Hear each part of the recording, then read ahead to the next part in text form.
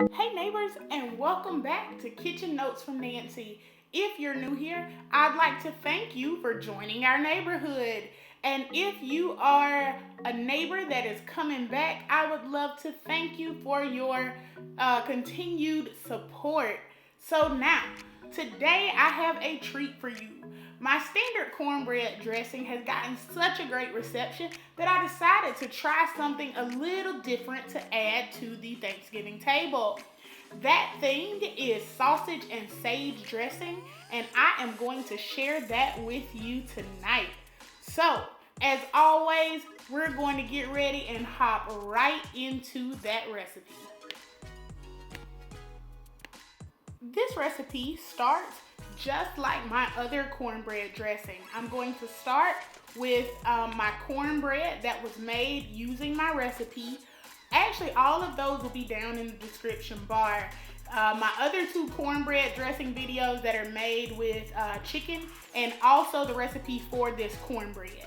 So I'm going to start by breaking that up. Now this is best with cornbread that you've cooked the previous day. It allows it to dry out a little bit and not necessarily become stale. You don't want stale bread, but you do want a drier bread, and that just helps the bread to soak up all of this flavor that you are about to put into it. So here, I'm just going to make sure that everything's crumbled up real good, and then we are going to hop into our sausage.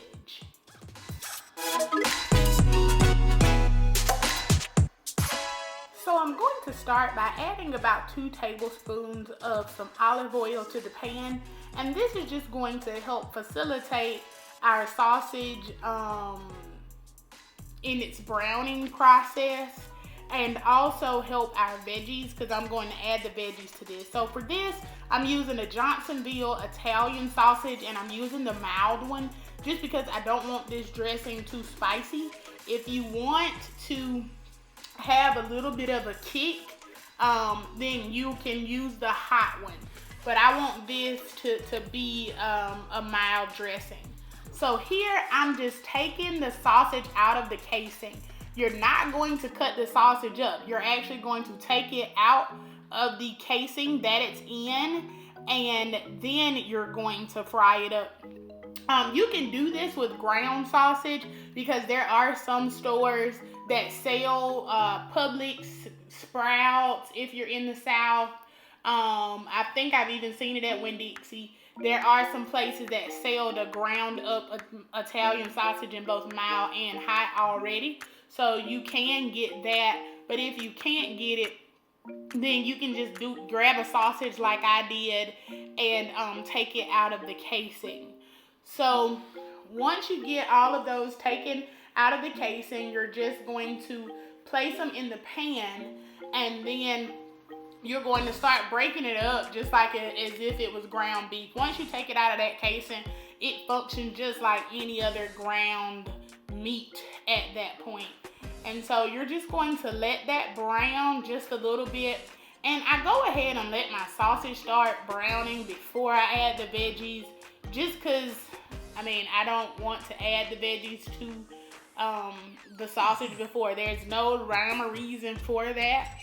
If you want to go ahead and add the veggies, you can, because if I was making something like spaghetti, I actually go ahead and put my veggies in my ground beef as soon as I start the beef. So there's nothing wrong if you choose to do it that way.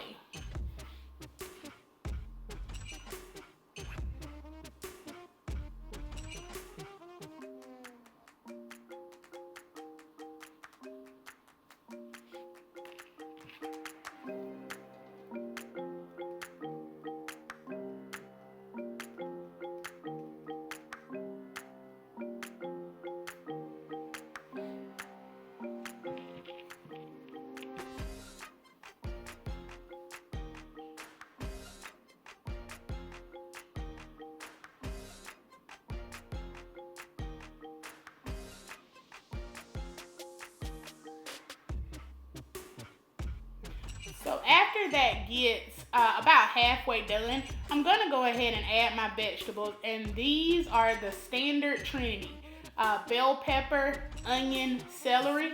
There are about 3 stalks of celery here, a bell pepper and a half, and an onion and a half. And if you saw in that bowl, I reserved some of it, and that is because in the pan that is to my right, I'm actually boiling down that turkey neck from the other video, and I'm going to make giblet gravy using the leftover vegetables. So that's why I didn't use them all. I just cut up enough that I would have enough to make my gravy as well. So I'm going to continue to brown this sausage and then go ahead and let those vegetables get soft. My personal preference for my dressing is to not have crunchy veggies. I do not like my veggies to be crunchy, and that is why I go ahead and pre-cook them. If you've seen the other dressing video, and of course if you're watching this one, then you see that I go ahead and I start that cooking process, because you're only going to bake the dressing for about 45 minutes once you put it in the oven, and that is not enough time to get that crunch out of those veggies. So if you are like me and you prefer to have non-crunchy veggies, then go ahead and pre-cook them in whatever meat you're using. And if I was doing a standard dressing, like you can see in the other clip, then I would cook the chicken and then I would just saute the veggies themselves before I add them to the pan.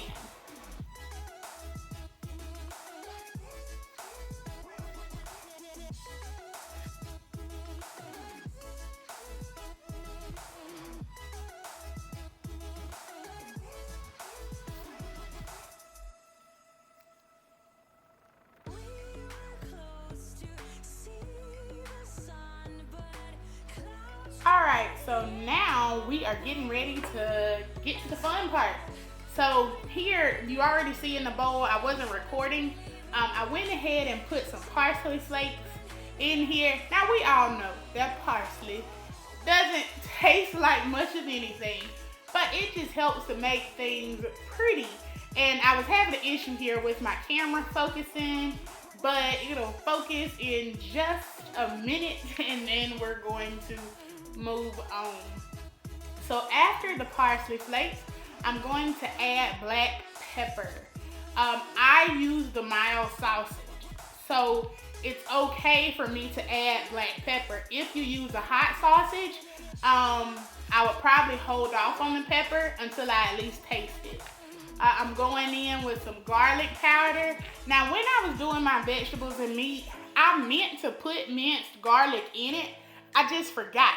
And so I used a little bit extra garlic powder to try to substitute for the fact that I forgot about the garlic. And so I followed that with onion powder, and here I'm going in with poultry seasoning. Now, this is a sausage and sage dressing, okay? So if you don't like sage, you're probably not gonna like this dressing. I personally love sage. So in addition to poultry seasoning, which already contains sage, I'm going in with some more sage. Here, you just kind of control it with your hand. This is a stick of melted butter, and this is what's going to help give us that rich, buttery taste, and it's also going to help facilitate the browning process of our dressing. So we're going to give that a quick little mix. And now this is about 3 cups of turkey broth. This is off of that turkey that I cooked in the previous video. And here I tried to strain some of that stuff. You know, when you cook a turkey and some of the residuals you get, I just don't like using those. Nothing wrong with it. And so I left those in the bowl. And if you're looking at the consistency of the dressing, it's not where I like it. I like my dressing to be more moist, because after it bakes off, it dries out. This is not moist enough. So I'm going to supplement that with a container chicken broth. because that was all the turkey broth I had off of my turkey. So even though this is a sausage and sage dressing, I'm going to add in my cream of chicken. Now for this dressing, I'm not going to use cream of celery. I'm only using 1 can of cream of chicken to help give me that creaminess that I like. So we're going to get that mixed in, and even in mixing in that, I'm still not satisfied with the consistency. If you don't use enough broth at this stage in your dressing, it is going to come out dry. So I know that it looks weird, I know that it looks funny, but y'all, it is delicious. Like when we ate this dressing, it actually gave me, I had a hard time deciding if I liked my other dressing or this one more. And I really think it's one of those things where I like both of them, but they're just different. They're just different. So there's nothing wrong with putting both of these on the Thanksgiving table. So you saw where I added that chicken broth in, and now I'm going to add just a little bit at a time until I get the consistency that I'm looking for. So now it's time to add what we all came here for, and that's the sausage with the vegetables. Now when I put it in the bowl, I tried to drain most of the fat off of there. You saw a little bit sneak in, and that's perfectly fine. It's not going to make your dressing greasy, because if you remember, we put butter in here, and look, I'm from the South. Butter, fat, all those things, amazing, great, we love them, okay?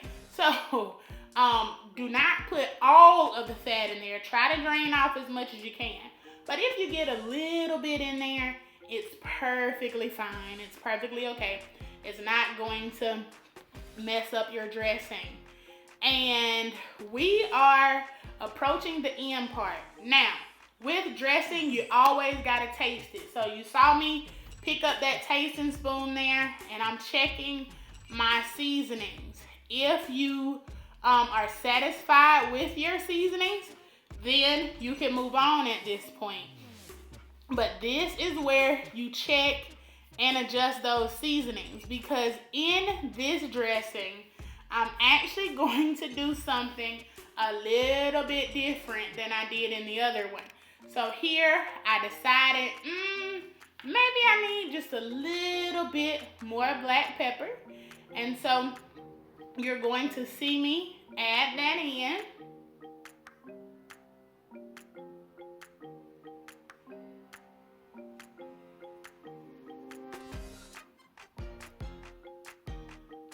But what you don't see me add is salt. In this particular dressing, you have that Italian sausage and you have the cream of chicken that has salt content. I also have those drippings. The drippings off of that turkey had the salt content because I seasoned the turkey, and then I used that Tony Chachere's injectable, the butter injectable. So as that cooked down into the juices, there was salt there. So you're not going to see me add any. I adjusted the pepper and I adjusted the poultry seasoning at this stage. Now, I have this dressing where I wanted, and so now it is time for that other step. So in my other dressing, everybody was like, hold on, we added a little bit more chicken broth, so I'm gonna make it just a little bit more moist here. In my other dressing, I used boiled egg. And a lot of people were like, well, if you only use boiled egg, what's going to hold it together? The other dressing, based on how I mix it, it basically holds itself together. It's a slightly looser consistency. Like if you cut into it, it's not going to sit in a perfect square on your plate, but the consistency on it is good. For this dressing, I am going to give the raw egg lovers what they've been looking for. So I am actually adding 2 beaten eggs to this dressing. Can you believe it? Okay. It was different. I'm gonna be honest with you. I've never cooked a dressing in which I added eggs to. So it was definitely different for me. And when I say different, I don't mean that in a negative way. It was just the actual ending consistency of the dressing was a little bit more firm. And for this dressing, I liked it. But I mean, I still like my other dressing too. So I won't be adding raw egg to my other recipe. But for this one, I'll definitely keep the raw egg in it. So now we are done with the additives and everything that we need. So I'm going to get my casserole dish. And I've already sprayed this casserole dish with cooking spray. You can butter the dish if you want, or you can use cooking spray, whatever's your preference. Sometimes I butter, sometimes I use cooking spray. It just depends on what my spirit feels like that day. So this day my spirit felt like cooking spray. So I'm going to get it smoothed out here. And then we are going to get this bad boy popped in the oven. And y'all, this dressing was good. Like, when I talked to my sister and I told her, yeah, I'm making a sausage and sage dressing, she said, what? But this dressing was delicious. The final product was so pretty. You're about to see it here. It was so pretty. It was so golden brown. It was so delicious. It's definitely something that you should think about adding to your Thanksgiving table. As always, thank y'all so much for watching. Thank you for your support. Thank you for the comments. I'm having a great time engaging with y'all down below. Don't forget, if you're not a subscriber, to subscribe here. And as always, bye neighbors. See you in the next video.